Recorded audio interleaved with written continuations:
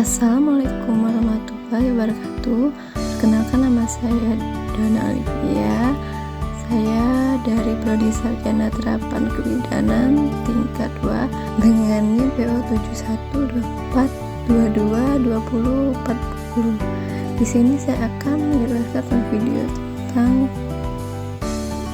anatomi panggul, anatomi kepala janin, dan mekanisme persalinan. Disimak ya.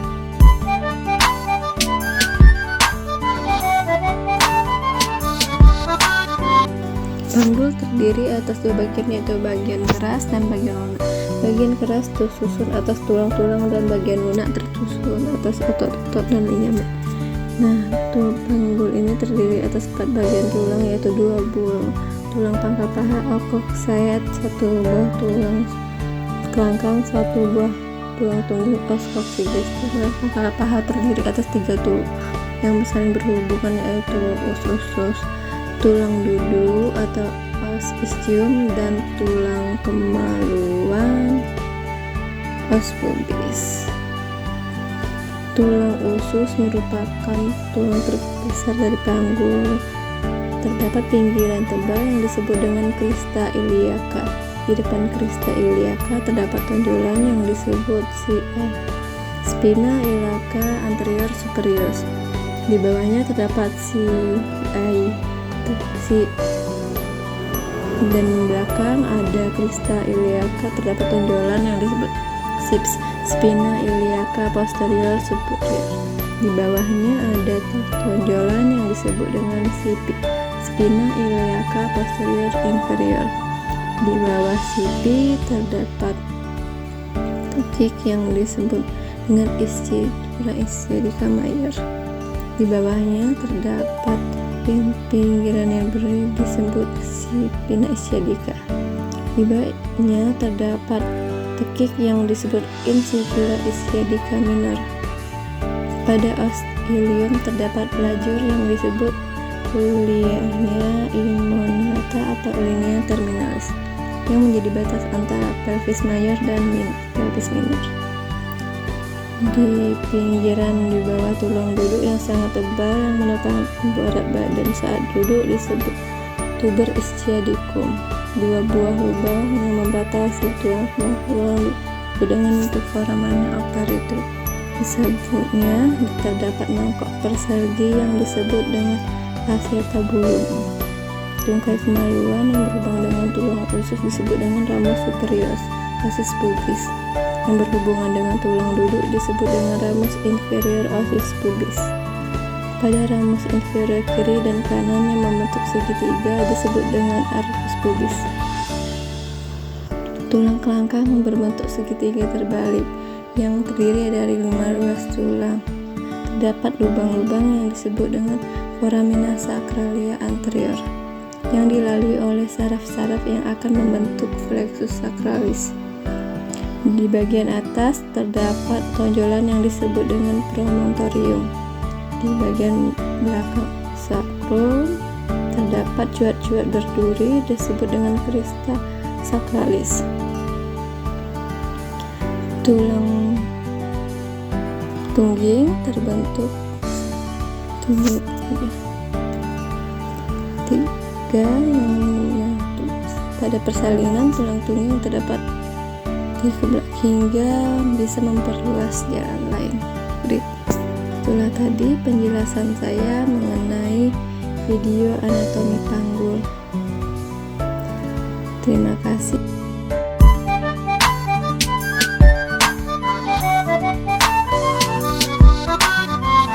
Selanjutnya, anatomi kepala janin terdiri menjadi 3 bagian, yaitu bagian wajah, bagian tengkorak, dan sutera. Pada bagian wajah ada mata atau os orbita, tulang hidung atau os nasal, tulang pipi atau os steomaticum, tulang rahang atas atau os maxillaris, tulang rahang bawah atau os mandibularis. Selanjutnya ada bagian temporal yang tersusun dari 7 buah tulang. Yang pertama yaitu 2 buah tulang dahi atau os frontalis. Yang kedua yaitu 2 buah tulang ubun-ubun atau os parietal, yang kemudian di belakang ada tulang belakang kepala yaitu os occipitalis, dan juga ada 2 buah tulang pelipis yang disebut os temporal. Selanjutnya yaitu bagian sutera. Pada bagian sutera ini terbagi menjadi 4 bagian.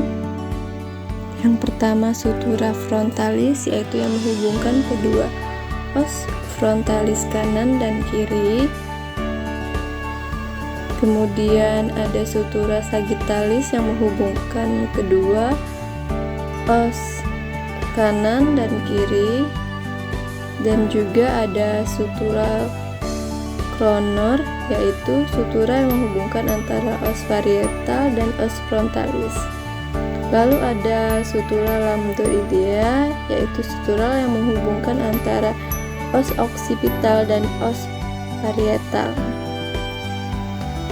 Kemudian di anatomi kepala janin ini juga terdapat ubun-ubun yang terbagi menjadi 2 bagian, yaitu ubun-ubun mayor dan ubun-ubun minor. Ubun-ubun mayor berbentuk segi 4 panjang, dan juga ubun-ubun minor berbentuk seperti segitiga. Untuk ukuran dari kepala janin ada 3, yaitu muka belakang, melintang, dan melingkar. Untuk muka belakang itu ada subrachmatica dengan panjang 9 cm, yang kedua suboccipital frontalis 11 cm, seperti pada gambar. Lalu ada front occipitalis 12 cm, dan untuk mento occipitalis dari dagu 13,5 cm. Kemudian seperti gambar. Kemudian ada submentobrachmatica dari bahu ke brachmatica, yaitu 9,5 cm. Lalu untuk ukuran melintangnya hanya ada 2, yaitu yang pertama ada bitemporalis dari temporal kiri ke temporal kanan dengan panjang 8 cm. Yang kedua ada biparietal dari parietal ke kiri ke kanan dengan panjang 9 cm.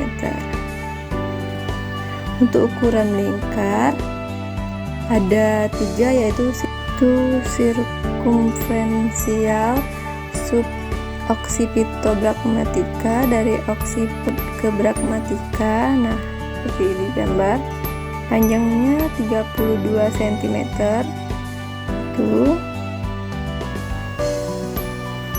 Lalu yang kedua sirkumferensia fronto occipitalis dari fronto tulang dahi ke occipitalis, itu 34 cm.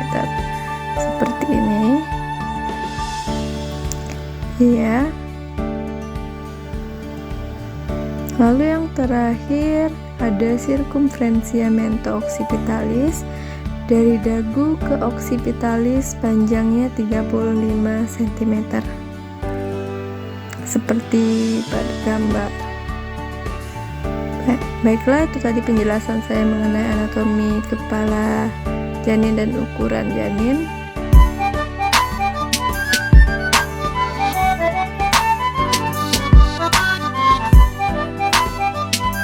Selanjutnya, mekanisme persalinan normal terbagi menjadi 7 tahap. Tahap pertama yaitu proses engagement, yang mana engagement sendiri artinya kepala sudah memasuki pintu atas panggul dengan adanya kontraksi. Maka kepala akan terus turun, dan proses penurunan ini disebut dengan descent. Pada waktu kepala turun, posisi sutura sagittalisnya dalam keadaan melintang dan sejajar dengan sumbu jalan lahir yang disebut synsclemus. Apabila kepala janin mendekati ke arah simfiosis disebut dengan asclepimus posterior. Ini adalah sinclectimus asclepimus dan masih asclepimus posterior. Tahap selanjutnya adalah seleksi ketika kepala janin telah mendekati H3 atau mendekati ischiadika dan menyesuaikan dengan jalan lahir. Maka kepala bayi akan mengalami fleksi yang dimana fleksi itu mendekati bagian dagu dan dada janin seperti ini. Kemudian adanya kontraksi tadi dia akan terus terdorong. Nah, karena terhambat oleh koksigis, maka terjadilah peristiwa putaran paksi dalam. Karena ini sekaligus menyesuaikan dengan jalan lahir. Setelah putaran paksi dalam selesai, maka janin akan mengalami ekstensi. Ekstensi ini adalah kebalikan dari fleksi, yang mana tadi fleksi itu dagu mendekati dada janin, sedangkan ekstensi itu dagu menjauhi dada janin. Seperti ini. Setelah tahap ekstensi, kepala janin akan lahir dan kemudian tahap selanjutnya adalah putaran paksi luar. Putaran paksi luar ini terjadi karena bahu menyesuaikan dengan sumbu jalan lahir seperti ini. Setelah paksi luar, maka bisa terjadi eksklusi yang dimana janin akan lahir seluruhnya. Nah, posisi janin saat keluar bukan lurus, melainkan seperti ini, parietal, dan terjadilah eksposisi dan lahirlah janin seluruhnya. Baiklah teman-teman, itulah materi-materi yang lebih saya sampaikan.